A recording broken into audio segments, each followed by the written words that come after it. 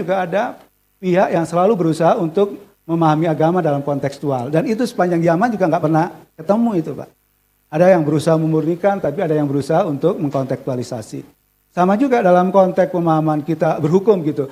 Ada pihak-pihak yang pendekatannya normatif di satu sisi dan mencaci maki pendekatan yang lain. Tetapi ada orang yang lebih suka dengan pendekatan-pendekatan yang sosiologis misalkan, yang lebih empirikal misalkan. Itu juga nggak pernah ketemu, Pak. Maka dalam konteks kaitannya dengan judicial activism dan judicial restraint itu, ini ada dua pandangan besar, misalkan peran aktif hakim dalam menafsirkan dan mengembangkan hukum. Itu bagian bahwa yudisial lebih bersifat aktif.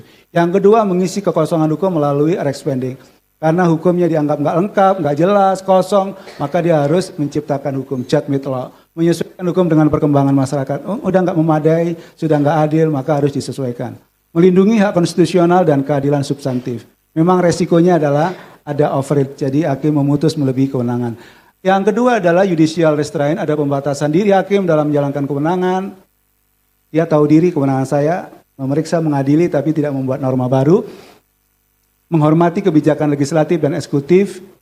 Dia tahu ini open legal policy sehingga dia nggak mau ngambil bagian, itu tugasnya DPR. Menjaga stabilitas hukum dan legitimasi demokratis. Ya, pingin aman hubungan check and balancesnya. Resikonya terlalu pasif dan ada pembiaran ketidakadilan. Tetapi saya setelah membaca bukunya Prof. Uceng itu teorinya gitu, prakteknya enggak. Ternyata prakteknya itu terbelah bisa menjadi tiga. Jadi kalau ini ada kubu yang judicial activism, ada kubu yang judicial restraint, tapi ada juga yang mungkin bisa di tengah-tengahnya gitu. Misal dalam konteks ngambil putusan yang 90 itu, ternyata itu juga terbelah. Oh ya, saya lebih, ini open legal policy. Gitu, misal 4 orang, tapi 5 orang enggak, ini masih bisa dibuka open legal policy misalkan. Tapi sesungguhnya enggak ada persoalan sepanjang tadi harus untuk kepentingan bangsa dan negara. Tapi kalau kepentingan tertentu berarti itu menciderai sikap yang tadi disebut sebagai negarawan itu sebenarnya. Maka sebenarnya kalau syarat negarawan sejak semula dipenuhi, nggak ada persoalan sebenarnya mau diusung dari presiden kah, diusul dari DPR atau mau diusulkan dari misalkan dari Mahkamah Agung. Tadi yang saya menyebut judicial politician, tapi ada jurisokrasi. Dari saya ingat betul waktu itu setelah DPR susun undang-undang, teman-teman aktivis civil society protes Pak Jokowi, kalau nggak setuju Anda bisa gugat ke Mahkamah Konstitusi, selesai.